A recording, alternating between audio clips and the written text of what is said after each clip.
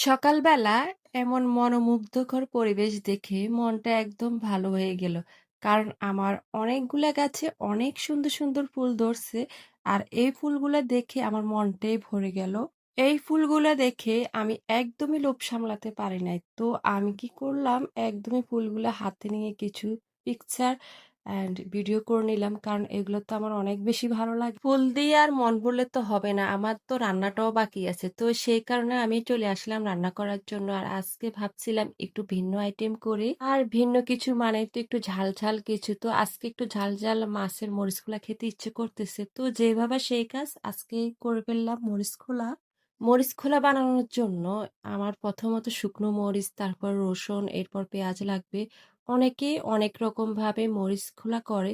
কিন্তু আমরা কিন্তু এরকমভাবে করি। আর এরকমভাবে বেশি ভালো লাগে।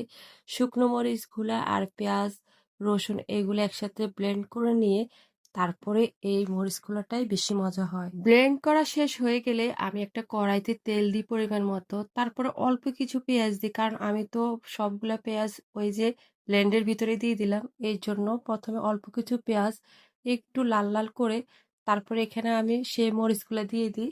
তারপরে আমি এই মরিচের মিশ্রণটা ভালো করে কিছুক্ষণ তেলের উপরে ভেজে নিই। তারপরে কিছুক্ষণ ভাজা হয়ে গেলে এরপরে মাছগুলা দিয়ে দিই। আর মাছ দেওয়ার আগে অল্প একটু পানি দিছিলাম।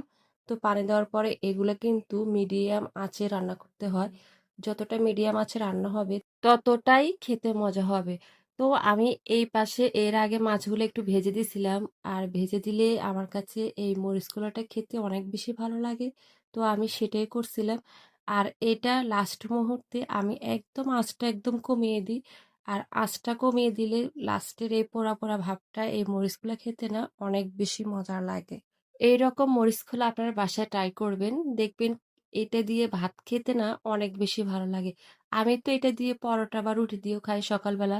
যখন এটা মরিচ খোলা দেওয়ার পরে যদি থেকে যায়, তো আমি কি করি পরের দিন রুটি পরোটা বানালে সেগুলো দিয়েও খাই। আর সেগুলো দিয়ে খেতেও কিন্তু আমার অনেক বেশি ভালো লাগে। এরপর আমি ঢেঁড়স ভাজি করব। তো ঢেঁড়স ভাজার জন্য ঢেঁড়সগুলো কেটে নিলাম। তারপর পেঁয়াজ এগুলো কেটে নিয়ে তারপর আমি একসাথে সবকিছু দিয়ে বসিয়ে দিলাম। আমার কাছে না যে কোনো সবজি ভাজার ক্ষেত্রে সেগুলো যেন একটু ভাজা ভাজা হয় তাহলে আমার কাছে বেশি ভালো লাগে। তো আমি চেষ্টা করি যে কোনো জিনিস ভাজার আগে বা এগুলা ভাজার সময় একটু ভাজা ভাজা করে নিতে। আর এরকম ভাজা ভাজা খেতে বেশ ভালোই লাগে। তারপরে এই তো এই গরম, এখন তো অনেক গরম পড়ছে। তো গরমে দিয়ে রান্না করতে তো একটু বেশি গরম লাগে। তো কি আর করা, যেহেতু রান্না করতেই হবে তো রান্নাই করা লাগে। এরপর রান্না টান্না শেষ করার পরে এই গরমে আইসক্রিম খেতে তো অনেক মজা। তো একটা আইসক্রিম খেয়ে নিলাম। তো আজকে আমার ভিডিও এই পর্যন্ত। সবাই অনেক বেশি ভালো থাকবেন। সবাই সবার জন্য অনেক দোয়া করবেন। আল্লাহ হাফেজ।